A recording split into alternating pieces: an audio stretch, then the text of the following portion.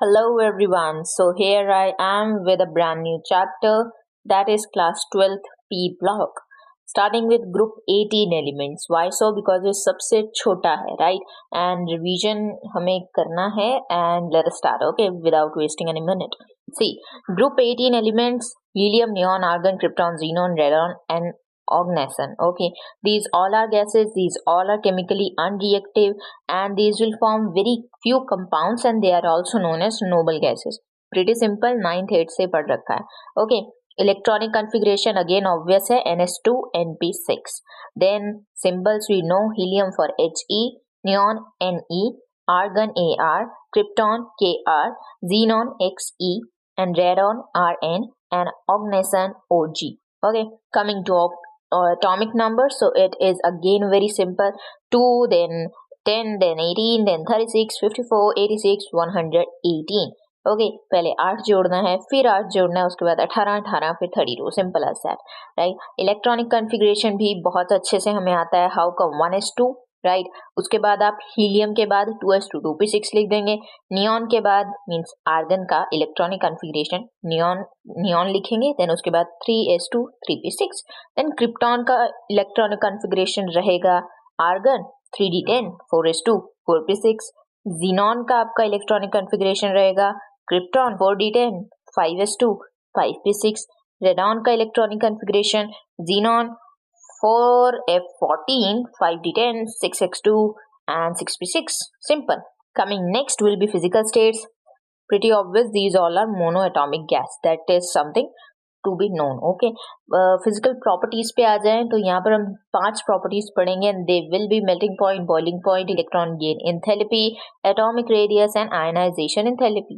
See, ionization enthalpy इनकी बहुत ज़्यादा हाई होती है, right, and decrease करती है down the group.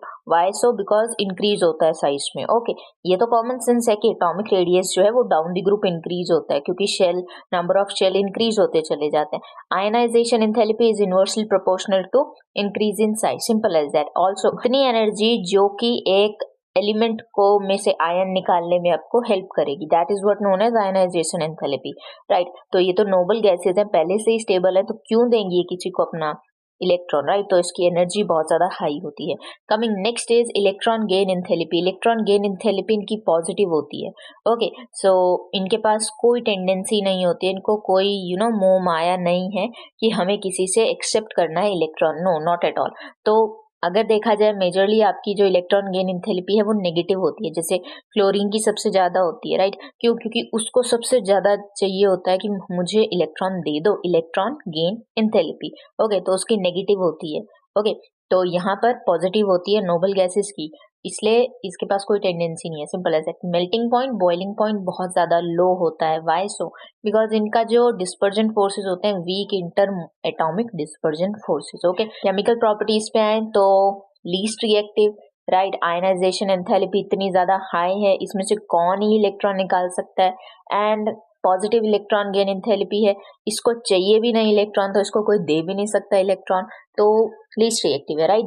दो मेजर रीजन. अब हम आ जाते हैं थोड़े से कंफ्यूजिंग पार्ट पे, दैट इज जीनॉन फ्लोरीन के कंपाउंड एंड जीनॉन ऑक्सीजन के कंपाउंड. ओके, सो पहले लेट अस टेक दी छोटे वाला पार्ट, जीनॉन ऑक्सीजन के कंपाउंड. सी, जीनॉन की आपकी अगर आप फ्लोराइड्स देखेंगे तो difluoride, xenon tetrafluoride, xenon hexafluoride, ऐसे, right.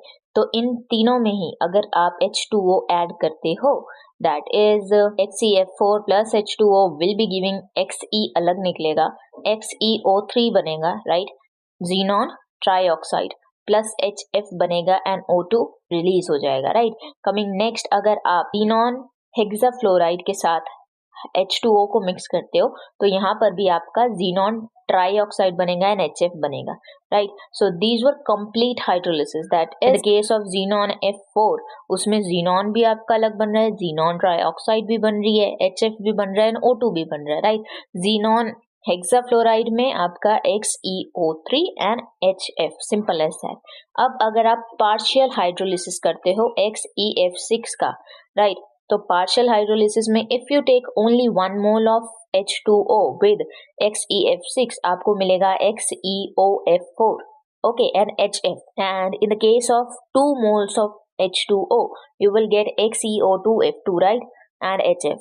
So one simple point is कि कभी भी जब भी आपका जो जीनॉन फ्लोराइड है H2O के साथ आपका रिएक्ट करेगा तो HF तो पक्की बात है कि बनेगा ही, एंड दूसरे क्या बनेगा, जीनॉन और ऑक्सीजन के कंपाउंड बनेंगे, राइट. सो मेनली आपके 3 दिए गए हैं एज पर एनसीईआरटी चलना, because this is inorganic, right. So xenon trioxide and xenon OF4, xenon O2F2, simple as that, right. So these both where xenon OF4 and xenon O2F2 बन रहा है, वहाँ पे partial hydrolysis होती है. Okay, another thing is xenon fluorine compounds, right.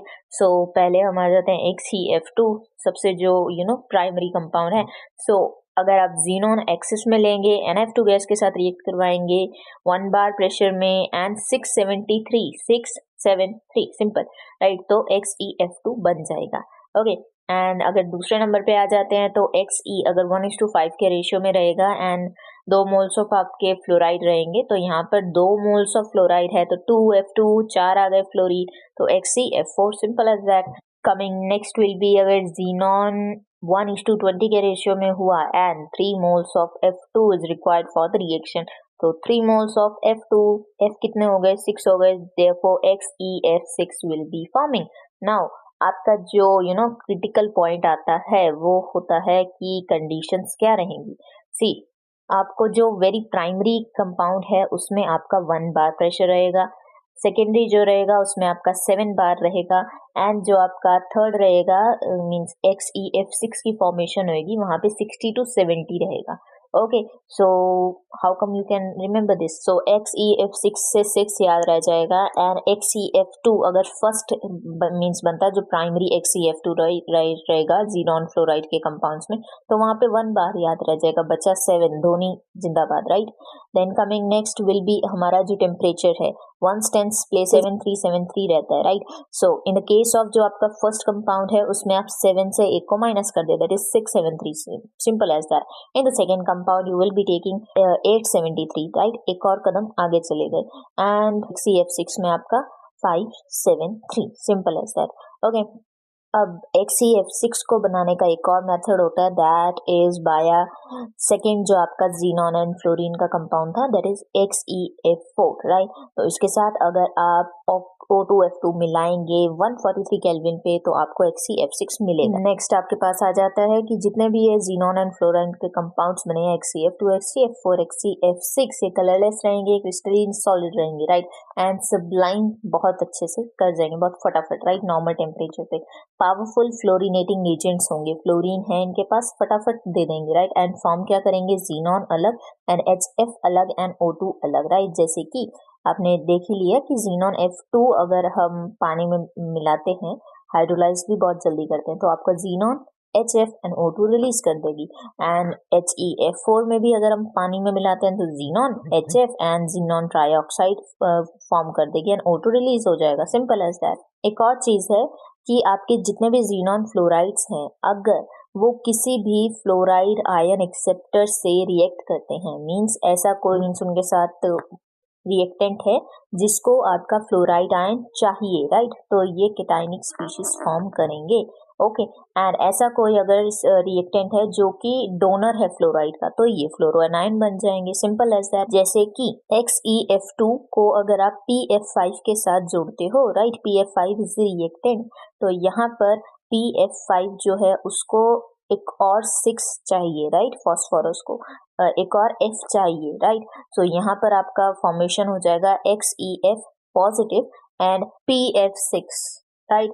So common sense की भी बात है कि अगर जिसको फ्लोरीन चाहिए होगा वो फ्लोरोएनाइन फॉर्म करेगा, एंड जिसको जो नहीं चाहिए होगा, जो दे रहा होगा, राइट, तो वो केटाइनिक फॉर्म करेगा, केटाइनिक species. So again structure of compounds of xenon में अगर आ जाए तो XeF2 linear sp3d, right, XeF4 square planar sp3d2, okay, XeF6 distorted octahedral sp3d3, XeO3 pyramidal sp3. One more point to be noted is कि आपका melting point, boiling point, ease of liquefaction, solubility and so on, ये सब helium से लेकर xenon तक increase होता है, right. तो जीनॉन सबसे ज्यादा, but in the case of thermal conductivity ये उल्टा होगा. Okay, So this is the end of group 18 elements. Bye.